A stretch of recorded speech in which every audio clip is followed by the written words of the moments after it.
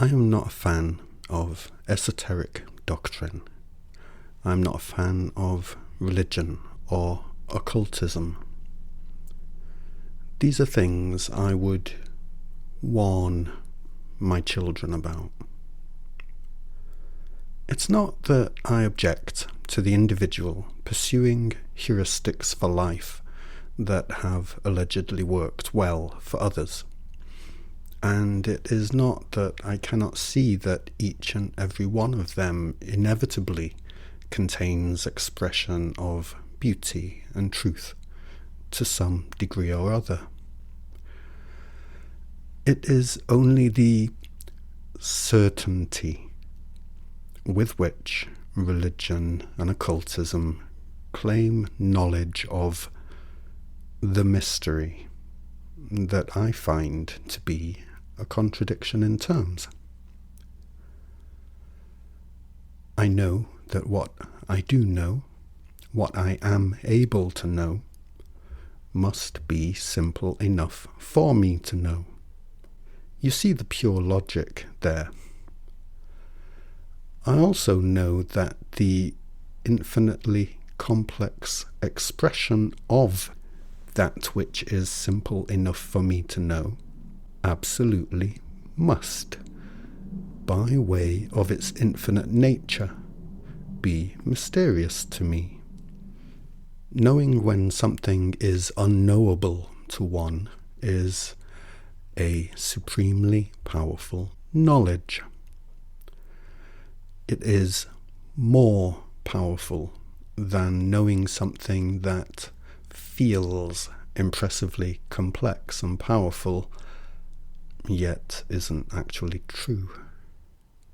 It is more powerful than knowing and agreeing with what everybody else has agreed to know and agree with. If that consensus knowledge happens to be broken through sheer lack of a coherent foundation, sheer lack of a foundation of any kind. In truth, there is only one kind of foundation, the one that functions, the one that is and always has been all along, functioning. I know that it is not about me penetrating and dispelling all mystery. I understand that that is not even a desirable goal in the first place for any eternal being. It is only about my being reconciled with my relationship with a mystery that will be forever with me, never ever fully dispelled. A mystery that will reveal parts of herself to me, even as she playfully, willfully hides others. I am the eternal, and an eternity devoid of any trace of my darling mystery would be an awful and terrible thing. For me, a cruel thing. For me, the eternal. For you, the eternal. The eternal is all-knowing at the soul level, because I am is all there is to know at the soul level. Out here at the infinite operating resolution of human experience, I, the eternal, throw my human arms open to the welcome sight of the mystery, and I run into her beloved embrace as an old, old friend and lover. And so, esoteric systems such as religion, occultism, alchemy, that claim certain knowledge of that which is inherently mysterious, they're not for me. While those of us mesmerized by lie culture tend to look for the mentor that is most rock solid in their certainty. I personally like to see a trace or two of humility in those I look to learn from. I'm going to share some of the heuristics I personally use currently on a day-to-day basis for tending to my own energetic hygiene. One might describe these heuristics as my own personal approach to alchemy. And of course, I wish to stress here, I'm just an old man in the village. There's not really any just this or just that about any old man in any village. But still, I am just an old man in the village. For those that are interested in listening to an old guy in the village talk of the things he has seen, here I am, sitting on my porch. I'm not going to tell you that what works for me will definitely work for you, in the sense that doctrine does make that statement.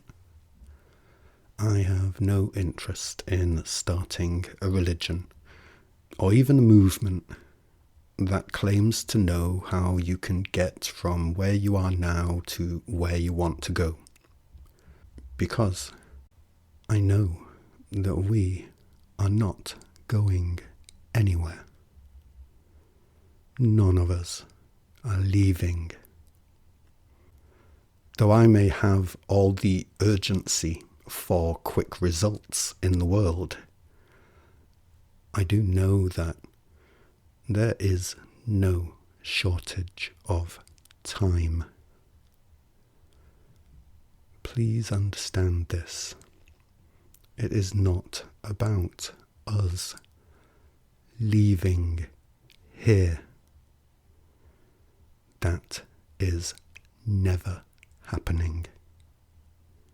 It is about what we bring here with us, what we make here to be.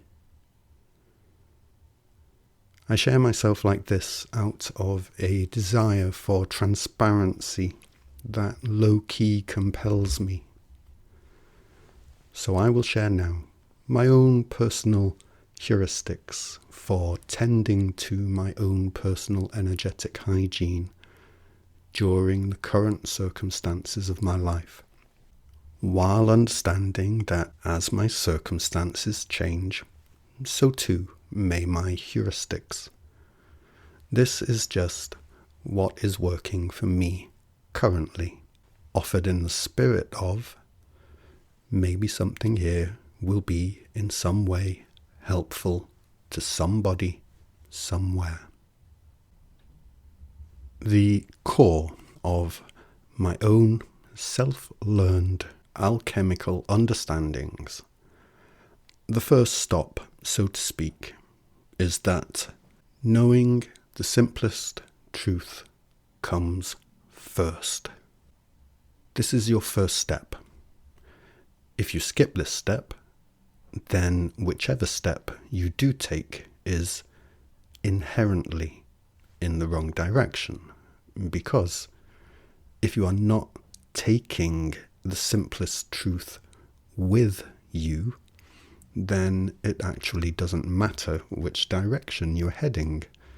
You are actively walking away from the simplest truth. That all complex truth is always an expression of. Your soul is our soul, which is the simplest of all living truth, which makes it the most powerful of all living truth, the most in effect, everywhere and every when living truth. Yourself myself, our self, is the ongoing, complex expression of that all-powerful truth that cannot not be in effect in all locations, at all times, at all scales, in all ways. Always. This simplest of all truths is simply that truth cannot not be true. Truth cannot not express itself. Truth cannot not be aware of itself. And only that which is eternal truth can be aware of itself. How this unbreakable core truth translates at the experiential level is as something along the lines of I am. And to put this into the simplest, down-to-earth, day-to-day for a human terms, you are the eternal. Whatever the fuck else comes along, you are the eternal. And your responsibility and accountability in that is your eternal responsibility to and accountability for your eternal self. So my first heuristic is to remember this at all times as best I may. Please feel free to take it, leave it, play with it as you like. Keep lie culture to low levels in my life.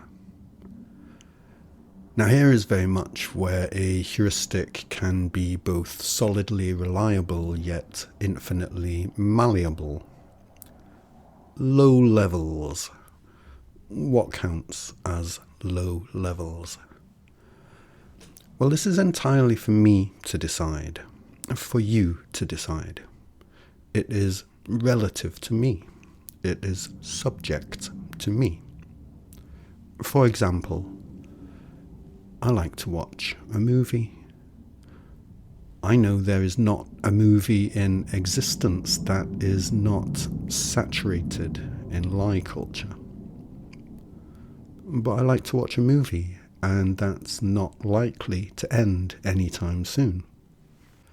Trying to eradicate lie culture from my life would be like standing in the middle of a vast jungle, seeing the jungle as a problem, and then trying to eradicate the entire jungle single-handedly.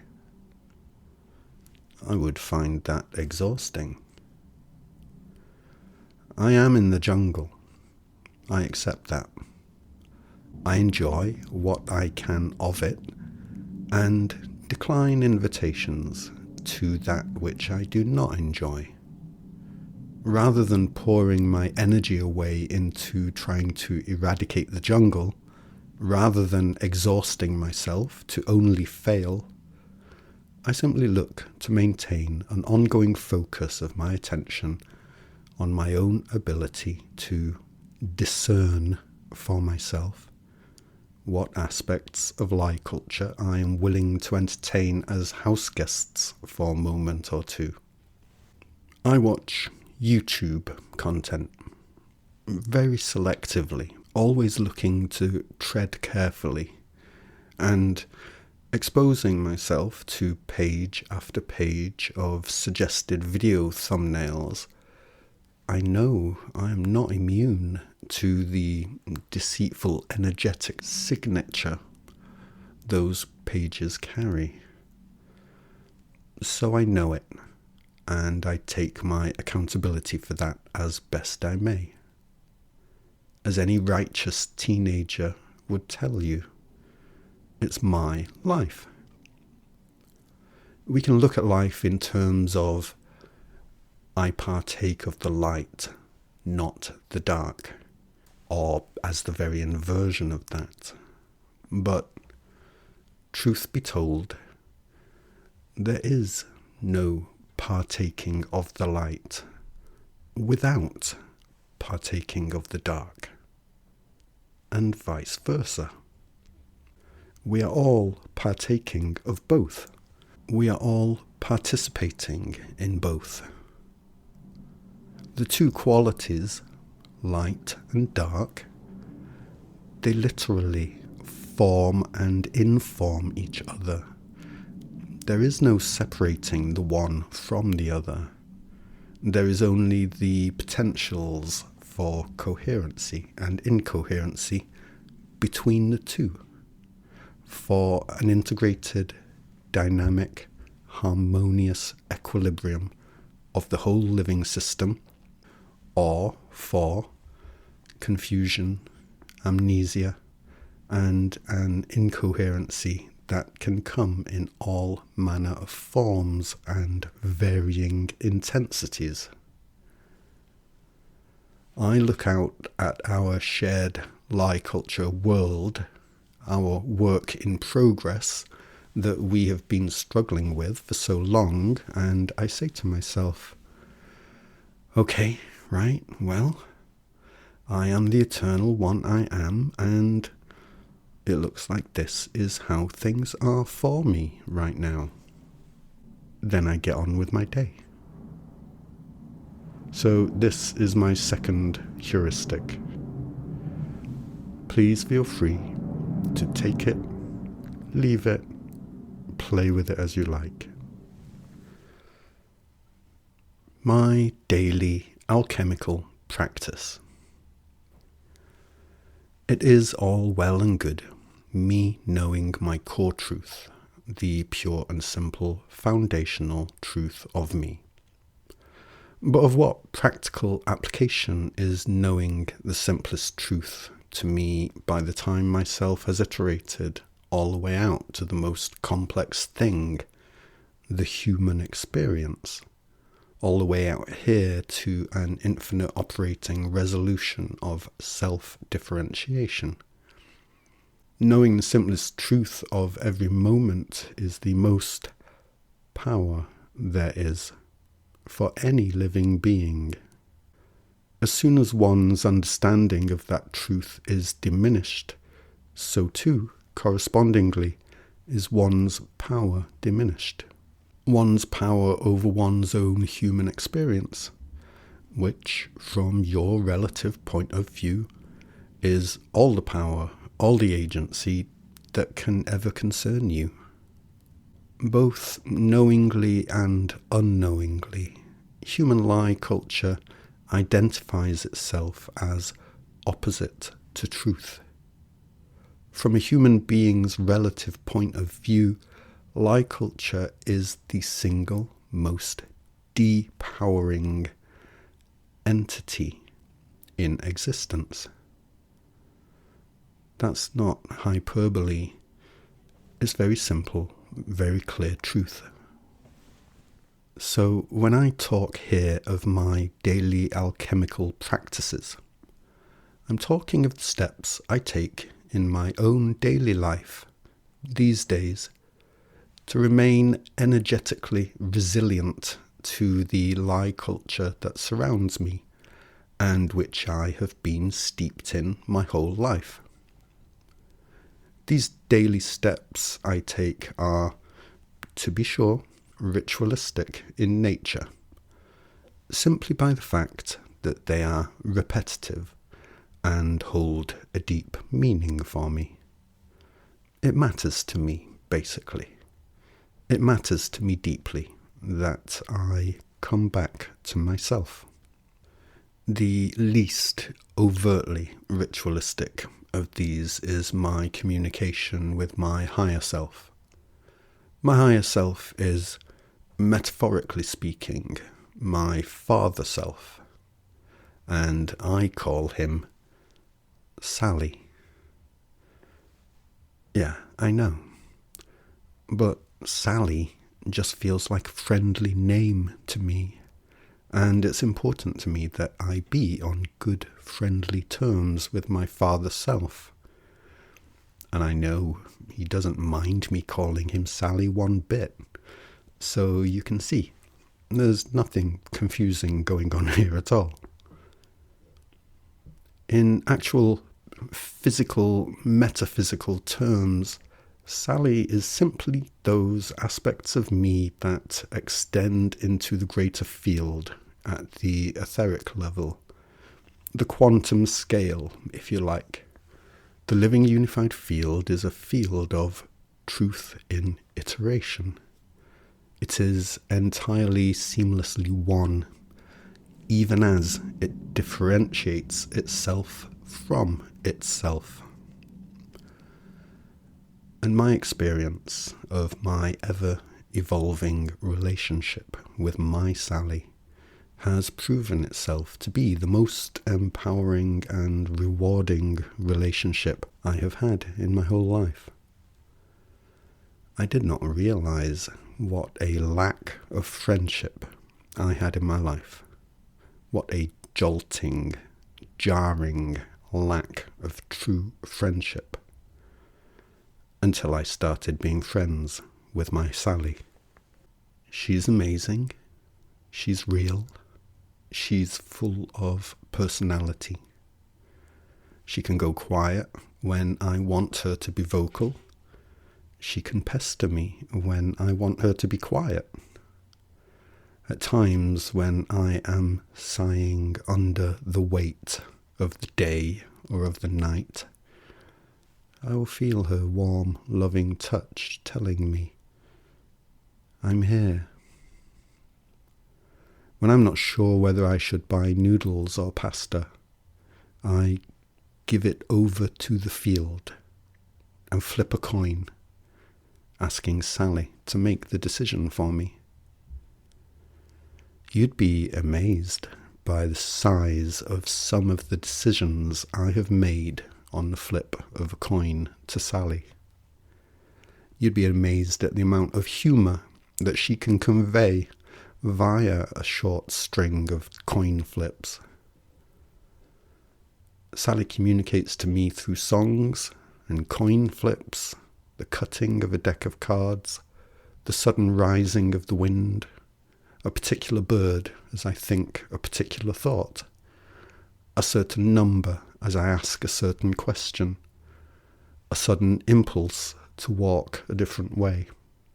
Sally protects me from my own excesses, and she keeps me from being too hard on myself. So the most overtly ritualistic daily practice I carry out takes place at my sit spot on the edge of the woods, weather permitting. A typical session there will involve a flask of coffee, a jazz cigarette, a snack, my MP3 player set to the Sally Shuffle, a notebook, and a blue glass bottle of water. Drink, smoke, munch, music, write. And then, when it's getting time to head home, it's time for the blue water ritual. The blue water ritual will give you an idea of how I view myself and the world in alchemical terms, physical and metaphysical terms. I hold my bottle of water up to the sun and I shake it as I address the sun. Dear sun, our fire, our light, our warmth, our illumination. Thank you, thank you, thank you. I love you. I love us. When I conduct the blue water ritual at my sit spot on the edge of the woods, and I address the 7 elements, I do so very much on the understanding that the world in front of my eyes and the world inside me, along with all of my subjective experience and memory of them, are all formed from and by the same elements. Lie culture taught me to look at my physical environment and their surroundings as other stuff. Stuff that is other than me. Lie culture taught me to think of everything I look upon as stuff.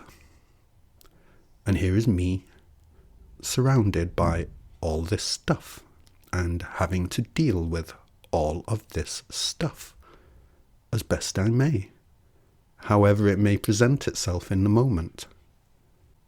I now know that it's just not true. It's just not true. When we find ourselves surrounded by stuff to be dealt with and navigated and challenged by, it soon becomes clear to us that having the ability to control as much of the stuff we are faced with as possible can only be a desirable thing. And so, well, we know what follows from that. But we are not surrounded by stuff. We are surrounded by self. Our self.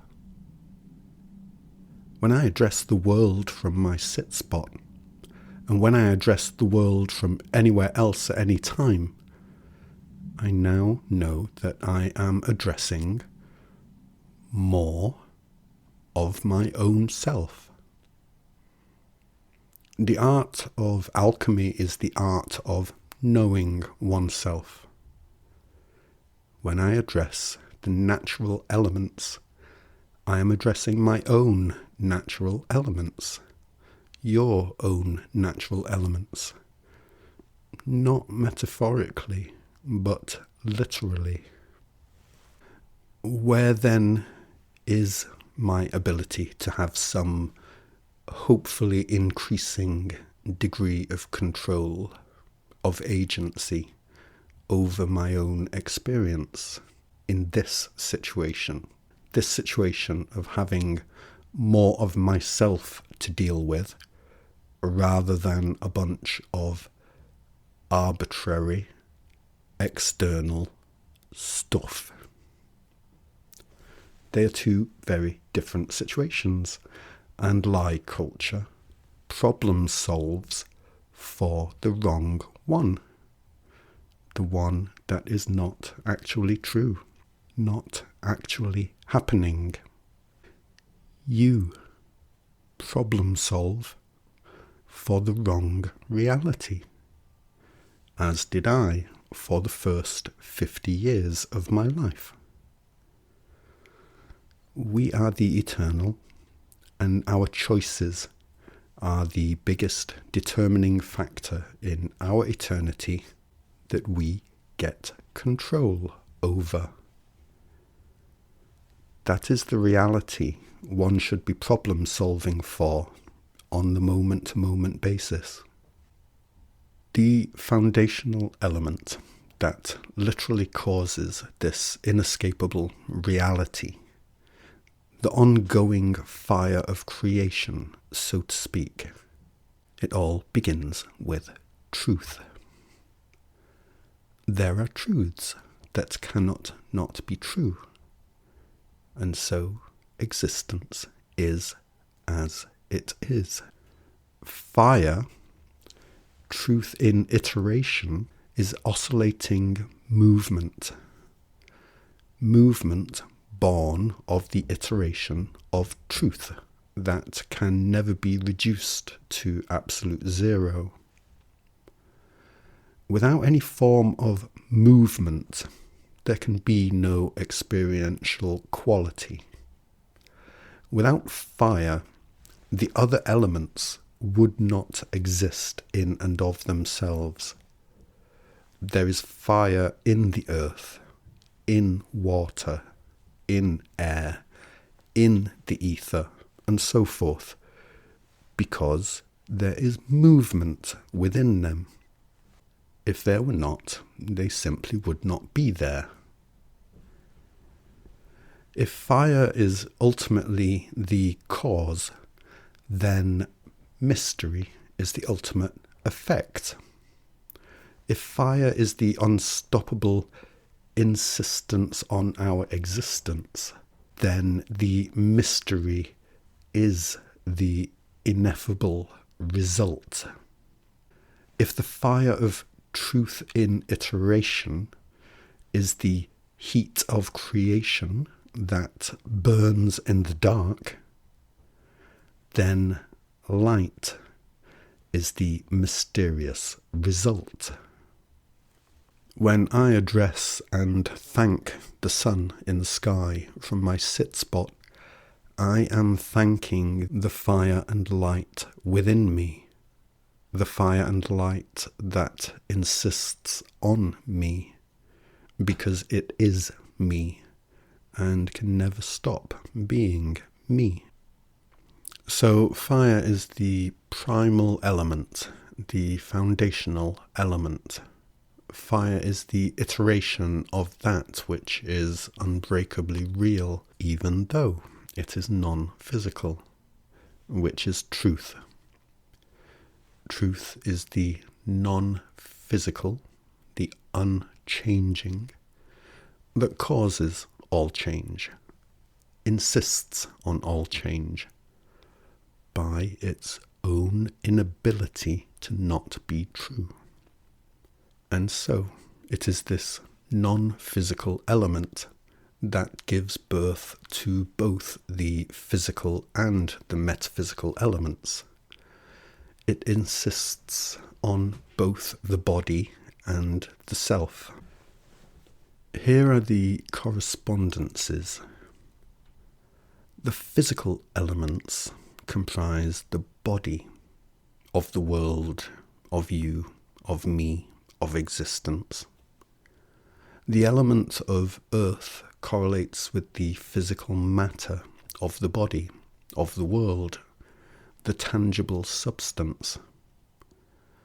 Water correlates with the emotional body, and air correlates with the mental body.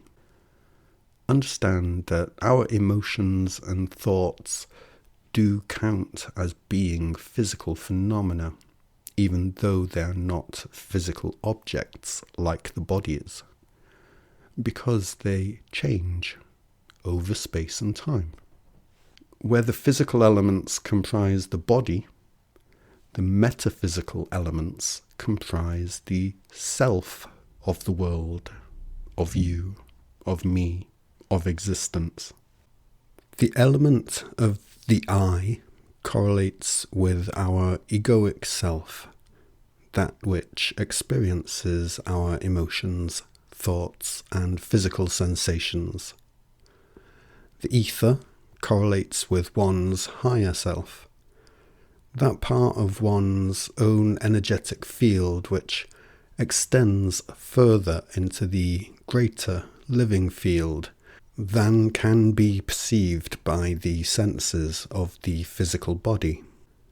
The seventh element is the mystery, that part of the field that is too far removed from our own scale of being for us to calculate and predict. So when we bring all of the elements together, yes, we get a Star of David. What does this mean? Well, in religious or historical terms, I really have no idea. As I've made clear elsewhere, I am not a proponent of religion. And as far as human history goes, despite our countless history books, I really have no idea what our human history is, and I do not let that stress me. But the meaning of this six-pointed star in foundational terms is clear enough. Observe how the physical world of the body and the metaphysical world of the self combine to produce 6 interrelated polarities. Any and every quality in existence has 3 dimensions, 6 poles. These are the three dimensions of all living existence. It is from the singularity of fire, the singularity of truth that simply cannot not be true, that the duality of polar qualities is emergent. From the non-physical truth comes both the physical and the metaphysical, the body and the self. In alchemical terms, fire is that order of scale of physical phenomena that, by the very nature of its position relative to all the other orders of scale present, comes first. It is cause. It is source. In alchemical terms, fire corresponds to and represents the soul. After I have addressed the sun with my bottle, I then address the water in the bottle. Dear water, wonderful, harmonizing, emotional intelligence. Thank you, thank you, thank you. I love you. I love us. Then I stop shaking the bottle, hold it close to my face and say, may our entire system be harmonized. At the end of the ritual, I will be flushing my mouth with water from the bottle, water that has absorbed the energetic signature of my thoughts, emotions, intentions, water that has joined with my own saliva, and I will spit it out into the stream at my sit spot, which is called Maniki Burn, so that my thoughts, emotions and intentions may join with and be carried by this world's circulatory water system. Just as the void would be lifeless without the invigoration of the fire, so too would it be lifeless without the harmonizing emotional intelligence of water. In alchemical terms, water is that order of scale of physical phenomena that comes between air and earth, the physical and the mental. Water will become one with the air just as easily as it will become one with the earth. In alchemical terms, water corresponds to the heart. It represents the emotional body. After I have addressed the water in my bottle, I unscrew the cap and take it off so that the water within may be exposed to the air outside. I then take a deep, appreciative breath, hold and then release, and then I address the air. Sweet, sweet air, inspiring breath of life. Thank you, thank you, thank you, darling air. I love you. I love us. Air and water are neighbouring orders of scale of the physical. While air carries less inertia than water, air can carry water, just as water can carry air. The air is alive at a higher, faster order of iteration than water. What is done at the level of water occurs after what is decided at the level of air, because the interactions that are inherent to air are simply faster. Air is faster, but less forceful than water. It carries less resistance, less inertia than water, which makes it lighter. In alchemical terms, the air is the mental body, the mind. Because the elements of water and air are neighbouring orders of scale of being, the memories of the emotional body and the memories of the mental body are highly intertwined. What we feel and what we think about what we feel, what we think and what we feel about what we think. You are your own greatest lover forever. After I have addressed the air, I address the earth. Beautiful, beautiful earth. Glorious body of my mother.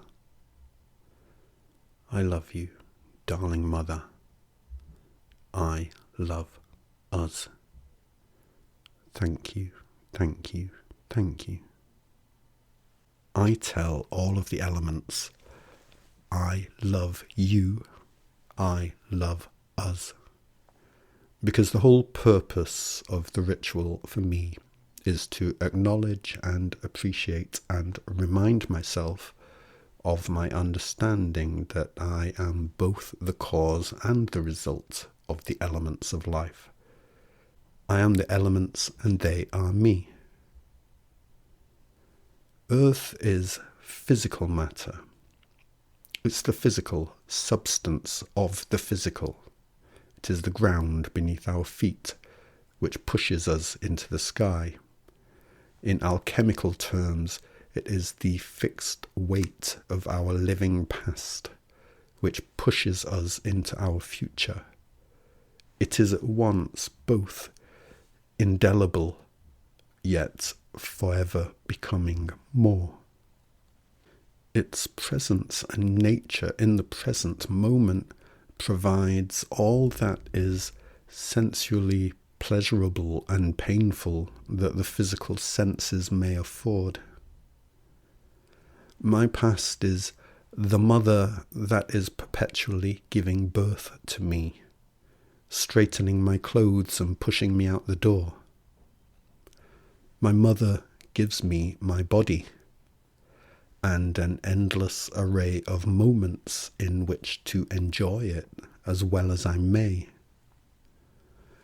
All of my human experience, which is literally the only memory of experience I possess here, comes to me via my ridiculously amazing human senses, all provided by my human body, all of existence as I know it, provided to me by this body, these darling stained robes of mine.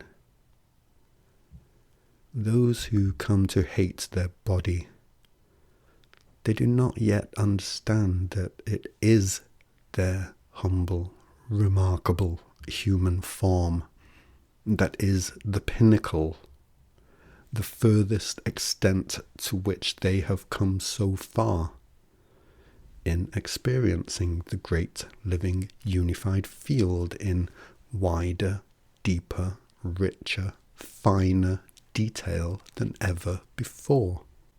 No moment of beauty you have experienced your whole life long would have been possible without it. After I have addressed the earth, I address the ether. Amazing ether, loving wisdom and compassion of my father self. Sally, my beautiful, beautiful joy bringer Sally. Thank you, thank you, thank you. I love you, darling Sally. I love all of you. I love us. I love all of us. Just as water is faster, lighter, finer than earth, just as air is faster, lighter, finer than water, so too is the ether, faster, lighter, finer than the air. The ether is that aspect of my own self, that level of my own being that extends out into the living unified field further than I can physically perceive, and also extends deeper into my core than I can perceive. I recognize that my higher self, it is close enough to my human sense of self that I may communicate with it, maintain a conscious working relationship with it, while it continues to see more than I can see, know more than I can know. It sees me better than I see myself. It knows me better than I know myself. There are many people who refer to their higher self as God, the Most High, because they pray, they feel their prayers are answered, and as far as they are concerned, they know that whatever it is that is answering their prayers, it must be something much, much greater, much more impressive than they themselves could possibly be. I personally refer to my higher self as Sally, and I guess there are those who might consider me to be disrespectful because of this. But I never disrespect my Sally. I love her. For many it is a good thing, a virtue, to be humble in the sight of God, to recognize oneself as less than the Most High. There is humility based on the belief that there is that which is greater than oneself. And there is humility based on the belief that there is nobody anywhere who is less than you. The latter makes more sense to me, for the simple reason that there is, at the soul level, only one of us here. We are the living unified field, and there is only one of us. And so our own being becomes simultaneously a cause for both humility and great self-celebration. To celebrate the greatness of God at the expense of one's own self and the selves of others is to see the one as being separate from and above the other. And this can simply never be. My soul is the soul of God, if that word must be used, as it is your soul and everybody else's. It is the one soul. Myself is but one of many. Many, many, many. And so, while I possess the soul of God, myself is rightfully humble and glad to be so, because myself knows that you also possess the soul of God. How shall I not be humble in the face of this, even as I celebrate it? Where the earth is our shared self-awareness at a very dense, concentrated and forceful level, The ether is our shared self-awareness at a very fine and dispersed level, one that is ineffably subtle rather than forceful. For me, the ether is not a phenomenon to be feared, but one to be grateful for and guided by. After I have addressed the ether, I then address the mystery. Marvelous, magical mystery.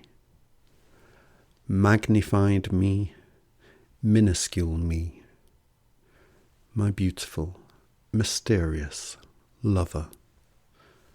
Thank you, thank you, thank you. I love you, darling mystery. I love us. I guess this element may potentially sound controversial to some. So far I have spoken of elements that can either be perceived directly by the physical senses, fire, water, air, earth, or at least implied by the behaviour of those elements. Such phenomena as magnetism and light and radio waves would not be possible without an ether of some form or other. But now, here I go, pointing out that there is a mystery element, and that I have no better word for it than the mystery. I've just been low-key complaining about people using the word God, and here I am now proposing an alchemical element I'm calling the mystery. You might reasonably accuse me of hypocrisy for this, but I shan't be apologising. It may sound like a contradiction in terms, but logic insists that there be mystery. Truth is infinitely scalable because any truth that cannot not be true is therefore absolutely true in any given location, at any given time, at any given scale. When truth reaches an order of scale of complexity that goes beyond the etheric, it becomes impossible to calculate, impossible to predict. When the field reaches an order of scale of physical interactions that are finer and faster than the etheric level, which one can communicate with and be sensible to, it becomes essentially, fundamentally unpredictable, or in other words, mysterious. The mystery is not some discrete, separate entity with its own ineffable secret agenda. It is just more of us, and it wishes for the same things as us, the same things for us. It wishes for love, freedom, and agency, like all and any living being does. When I address the mystery, I am not praying to it, not in the way that you might describe my talking to Sally as a form of prayer.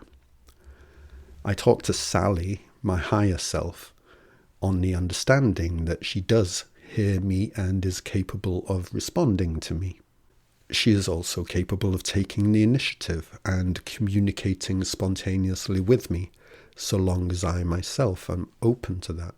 This cannot be said of the mystery. In the same way that water acts as intermediary between earth and air, so too does our higher self act as intermediary between ourself and the mystery. When I address the mystery, I am simply acknowledging that I understand that the mystery is there, is a part of me, and that I am grateful for that. As humans that have only known a society that is self-polarized, amnesiac of its own eternal nature, we can tend to find the presence or the prospect of mystery unnerving. We find ourselves wishing to penetrate and thereby dispel the mystery so that we may be untroubled by our fears of the unknown. This is how we can feel when we believe ourselves to be temporary things and only trying to get the best we can for ourselves before our allotted time here is over forever.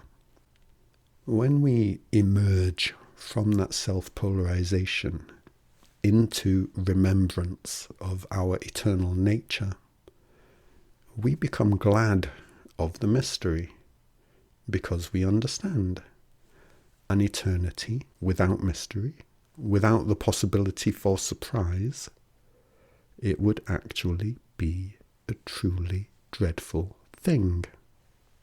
When it comes to the power of knowledge, it is a knowledge of the very simplest truths that is overwhelmingly more powerful than knowledge of the highly complex.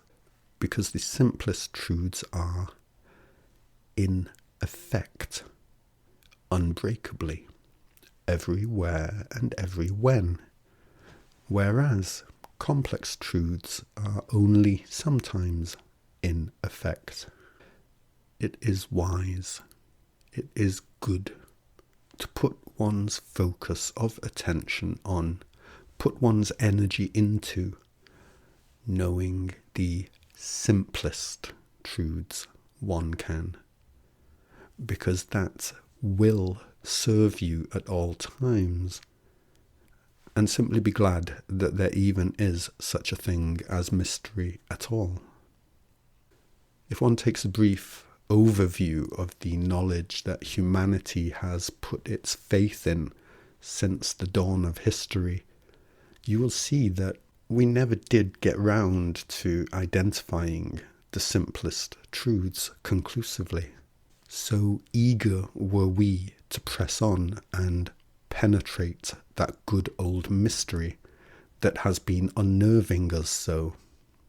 We have been half-hearted about understanding the simplest things, not realizing that the complex truths can only be understood after we have our foundational understanding. After I have addressed the mystery, it is time for me to address the final element. It is time for me to address my very self, my egoic self. Dear self, dear darling me, my most ever-present friend, companion, champion, lover, thank you, thank you, thank you. I love you, my darling me. I love us. Whichever element I address, I tell it, I love you. I love us. It may seem to many that this idea that separation is an illusion, this idea that we are all one, is a nebulous, unhelpful, and insufferable cliche. But it isn't. It is a rock-solid fact. I am just more of you. And you are just more of me. The most terrible lie our culture hands down to us is the foundational lie that we are not the eternal, that either something or somebody else is, or that nobody is. The most terrible result of this foundational lie is the effect it has on how we view ourself, our very own self. very, very few of us are able to love ourselves anywhere near as much as we deserve and would be good for us, while under the influence of this lie. And those who do manage to, well, they can come in for a remarkable amount of grief, criticism, antagonism from the rest of us. When we accept that we are eternal, it becomes easy for us to love ourselves, not because we think, oh, I'm God. That means I can love myself. That means I'm good enough for me to love. That's not it. That's not why we love ourselves. When we accept that we are eternal, it is much more a case of, oh, you're forever, you poor darling thing. You are never going to end. Sweetheart. We love ourselves naturally and sweetly from compassion for our own dear sweet self. This is not the reason people try to love God. Those of us who try to love God do not do it out of sympathy, empathy, compassion for God. It has much more to do with our being told that God deserves our love because he is great, he is fantastic, he is the best thing ever, and nothing else can ever come anywhere near to being as great and fantastic as he. These, apparently, are our criteria for love.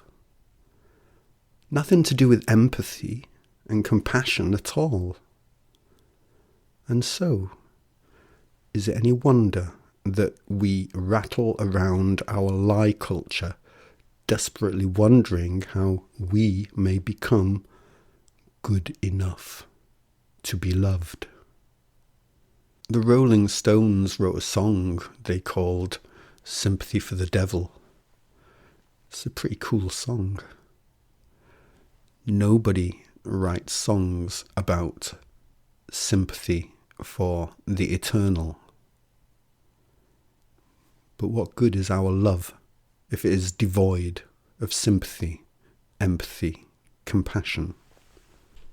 Truth that cannot not be true insists on its own expression. The expression of the elements, all of them, including our own egoic self. There is no natural law that decrees we must love under threat of punishment. It is only that loving results in heavenly experiences rather than hellish ones. I cannot command or force you to look at your own self anew and learn to appreciate and love your own eternal egoic self as fully as you may. I'm simply encouraging you to understand that not only is it possible, once one sheds the worst excesses of lie culture, but it is a far better idea than you suspect. If you did understand just how good of an idea it is, you would actually be eager to love yourself rather than terrified and grossed out. But lie culture has us convinced of our own deficiencies, our own falling short of deserving to be loved. And so it is no wonder that we carry so much bitterness and resentment between us towards each other, and especially towards our own self, our beautiful, darling, innocent, never asked for any of this self. We try not to love ourself because we are told we haven't yet earned it. And nobody wants to be called a narcissist, especially these days. And we are told that we must love God, who is perfect and is never in need of our sympathy, empathy, compassion. We are truth that cannot ever stop being true, and so cannot ever avoid experiencing being truth. The truth is our soul. It is what we are. The self is the truth's expression and experience of this. Your self is the expression and experience, your ongoing, ever-evolving, never-ending expression and experience of being you, of being the truth that cannot ever not be true. Truth cannot ever stop being, expressing and knowing itself. Or, in other words, soul cannot ever stop experiencing self. As mortal-minded humans, we struggle to love ourselves because we see that our time here is finite, and very few people here have a positive or accurate opinion of who we are. Virtually none of them, really. What is it that happens to change this once we become aware that we are eternal? What happens when we finally release that resistance and accept that we are forever is that we look at ourselves with new eyes and we see, oh, you poor, poor little fucker. You're here forever. Let me give you a hug.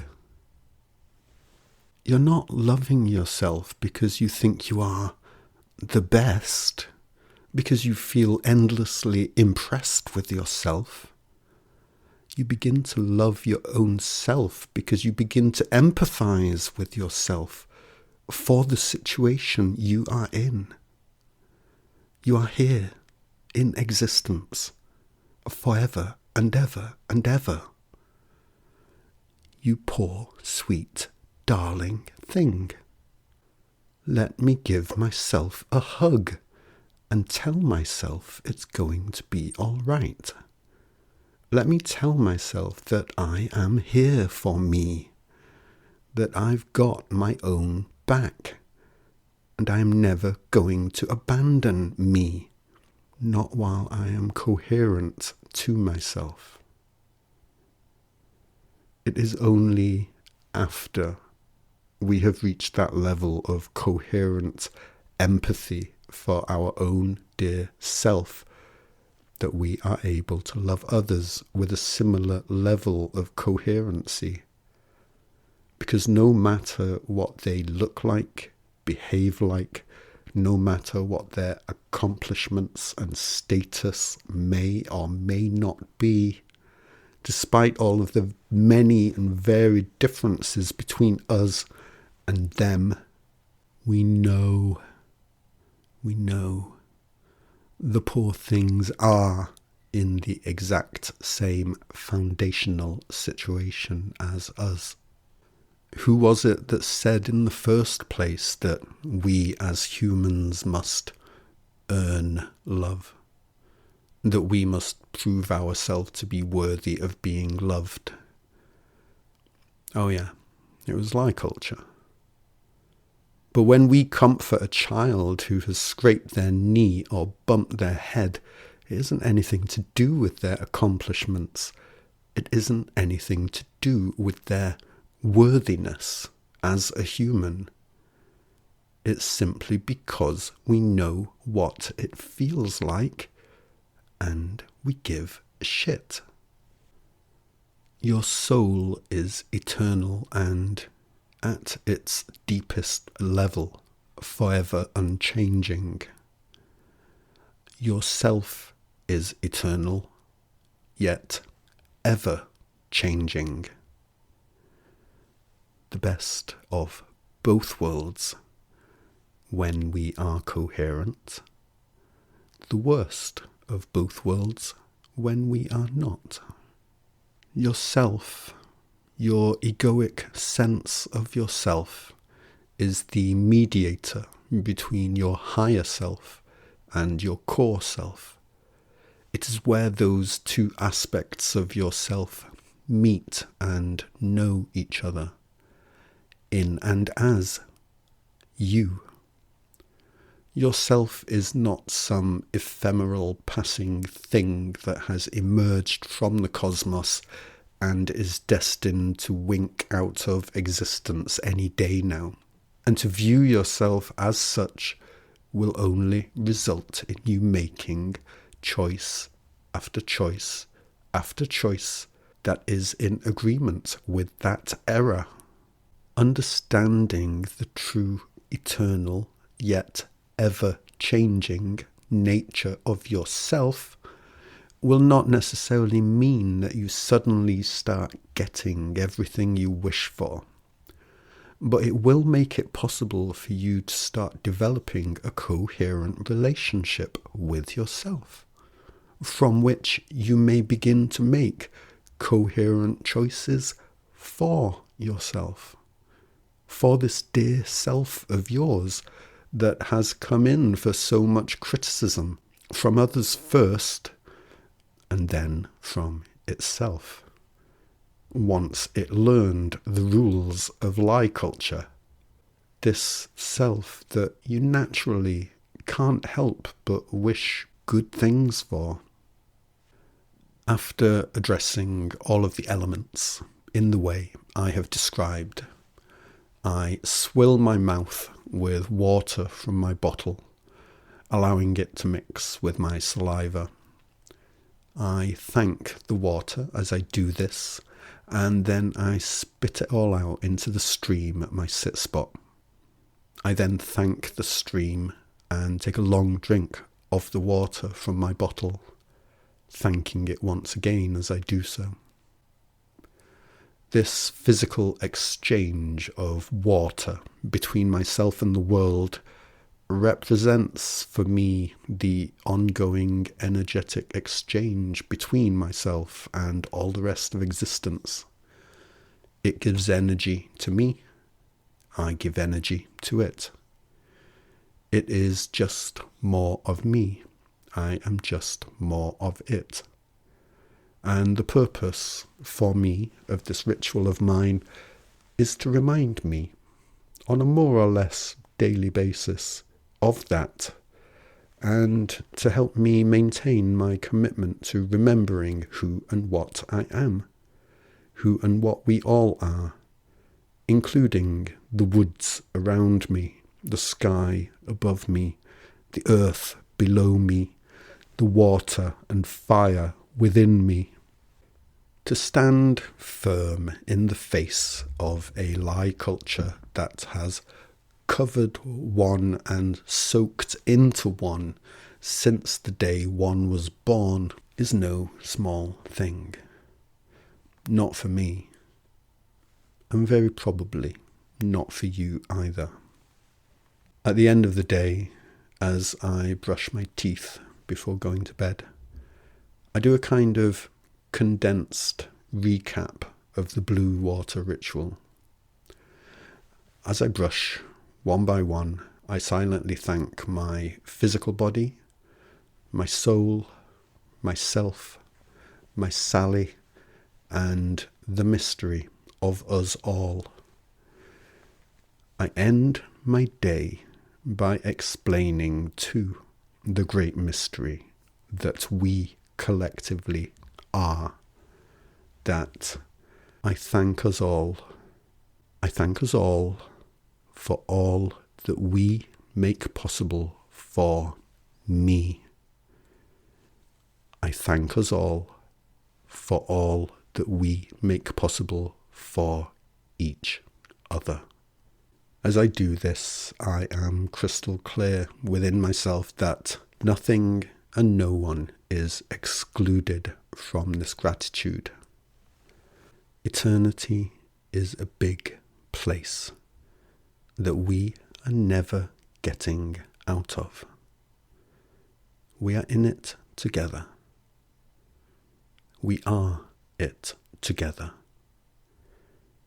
And so I am glad to recognize this and be coherent with it after decades of being told it is a lie by a culture that is little but one big liar.